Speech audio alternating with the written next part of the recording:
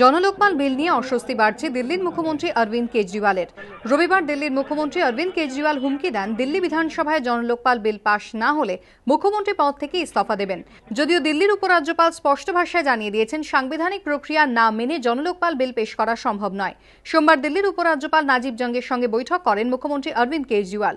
বৈঠকের পর বিল নিয়ে কেন্দ্রীয় আইন মন্ত্রকের মতামত চেয়েছেন নাজিব জঙ্গ। পাশাপাশি কেজরিওয়ালের চিঠিরও জবাবে তিনি জানিয়েছেন সাংবিধানিক প্রক্রিয়া না মেনে জনলোকপাল বিল পেশ করা উচিত নয়। ট্রানজাকশন অফ বিজনেস রুল অনুযায়ী বিলটি আগে উপরাজ্যপালের কাছে পাঠানো উচিত ছিল, তারপর উচিত ছিল মন্ত্রিসভায় পেশ করা, কিন্তু এক্ষেত্রে তা হয়নি। এদিকে সোমবার সংসদের এক অনুষ্ঠানে রাষ্ট্রপতি প্রণব মুখোপাধ্যায় বলেন সংসদ এবং বিধানসভার কাজ আইন তৈরি করা, তবে সংবিধান মেনেই তা করতে হবে। রাজনৈতিক মহলের মতে নাম না করে আম আদমি পার্টিকেই বার্তা দিয়েছেন রাষ্ট্রপতি। এদিকে আম আদমি পার্টির অবস্থানের বিরুদ্ধে সরব হয়েছে কংগ্রেস বিজেপি দুদলই।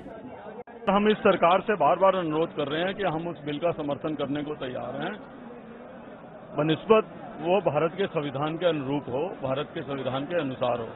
मुझे समझ में नहीं आता कि इस सरकार को संवैधानिक परंपराएं और संवैधानिक नियम अपनाने में दिक्कत क्या है। संविधान मर्यादाओं और देश के कानून का सम्मान करके जन लोकपाल बिल को विधानसभा में लेकर आए।